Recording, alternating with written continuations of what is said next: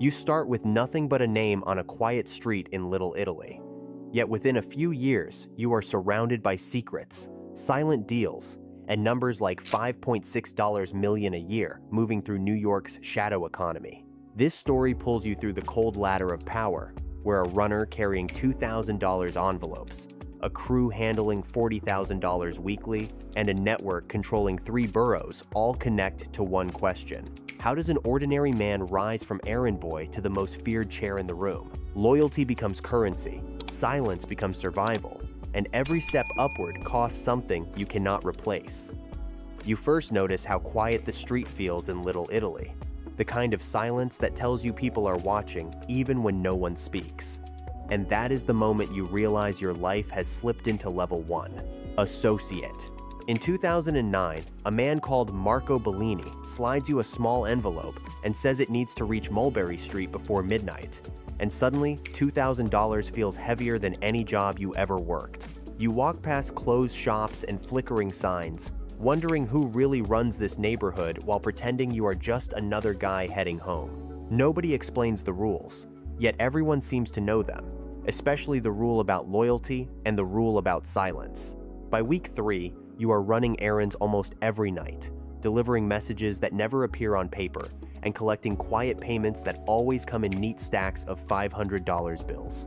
Why do they trust you so fast? Becomes a question that keeps echoing in your mind, while the city hums like it knows something you do not. A driver named Tony Russo tells you the street remembers everything, and that $10,000 can disappear in a single night if the wrong person asks the wrong question. The deeper you step into New York's shadow economy, the more ordinary it all feels, like routine wrapped in quiet tension.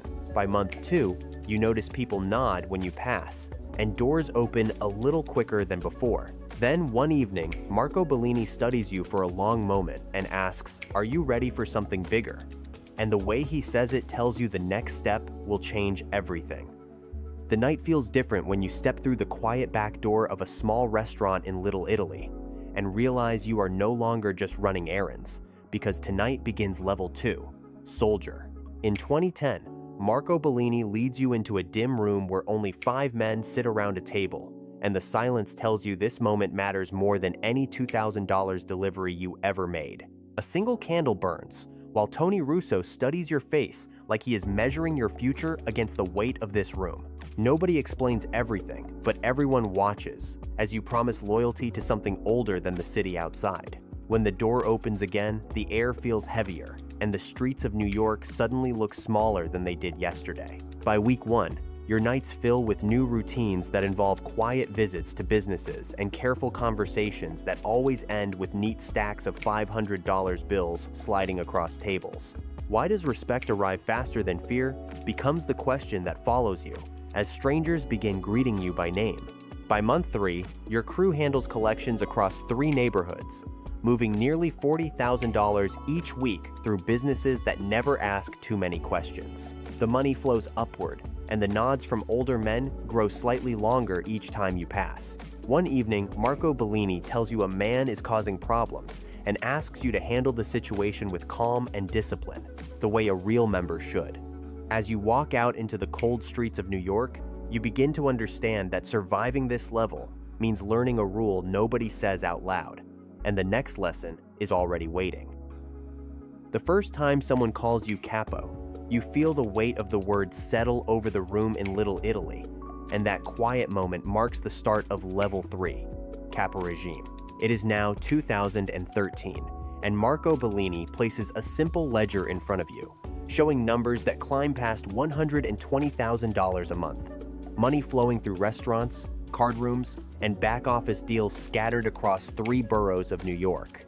The men who once worked beside you now wait for your instructions, watching every word like it carries the shape of tomorrow. You learn quickly that leadership here means calm voices, sharp memory, and decisions that must feel final, even when doubt lingers in the background. By month 4, your crew includes 8 soldiers and nearly 20 associates, all moving small streams of cash that combine into a river worth more than $1.4 million a year. How do you keep control when everyone wants more? Becomes the question that sits behind every late-night meeting. A bar owner in Brooklyn suddenly stops cooperating, and the situation forces you to handle the problem quietly while reminding everyone that rules still matter. When the issue settles, word spreads through New York's underworld that your crew runs clean and disciplined.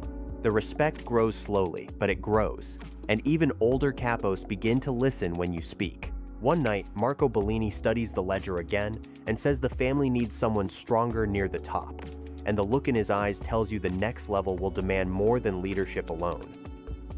The first morning, you sit in the quiet office above a restaurant in Little Italy. You realize the room feels different, because now every decision passes through you, and that moment marks the start of Level 4, Underboss. It is 2016, and the old boss Giovanni Ricci rarely appears in public anymore, leaving you to manage a network moving more than $3.2 million a year through businesses spread across Manhattan, Brooklyn, and Queens. The ledgers are thicker now, filled with columns of numbers and coded notes that only a few men in New York understand. Every week, 6 capos sit across from you, reporting cash flows that range from $8,000 collections to deals worth $120,000, and the quiet tension in the room tells you they are measuring your strength. How do you control men who once gave you orders becomes the question that shadows every meeting. By month 5, disputes start appearing between crews over territory and money, forcing you to settle arguments with calm words and final decisions.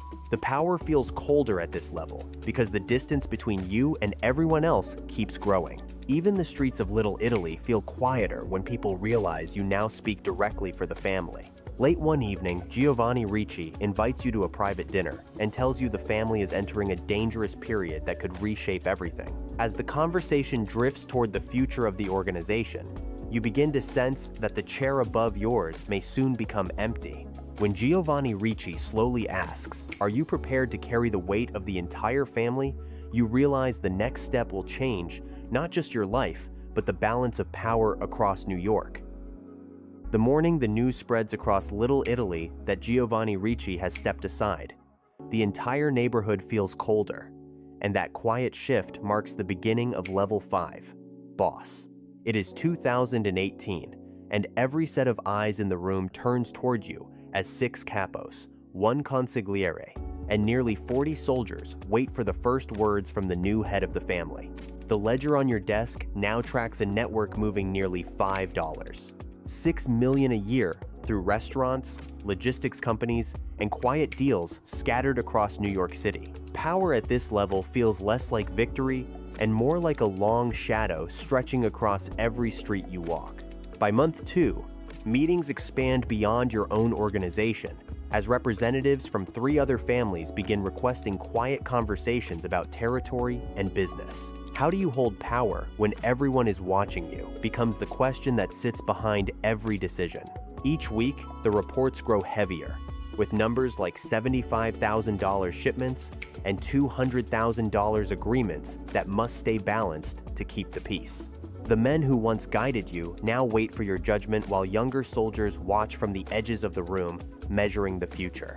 One evening, a private gathering is arranged in Manhattan, where powerful figures from across the city sit around a long table, discussing the balance of the entire underworld. When you enter the room, the quiet respect tells you the position is real and permanent. As the meeting unfolds, you finally understand the strange truth of reaching the top.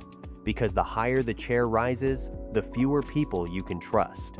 And when the final conversation ends and the room slowly empties, a single thought lingers in your mind. How long can anyone truly stay at the top?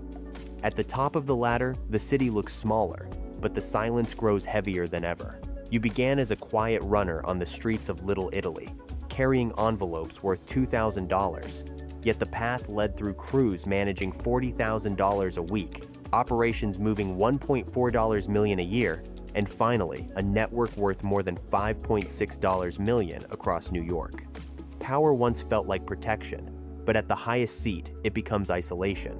Every handshake carries doubt, and every meeting hides another calculation. The real question is no longer how to rise, but how long anyone can survive at the top.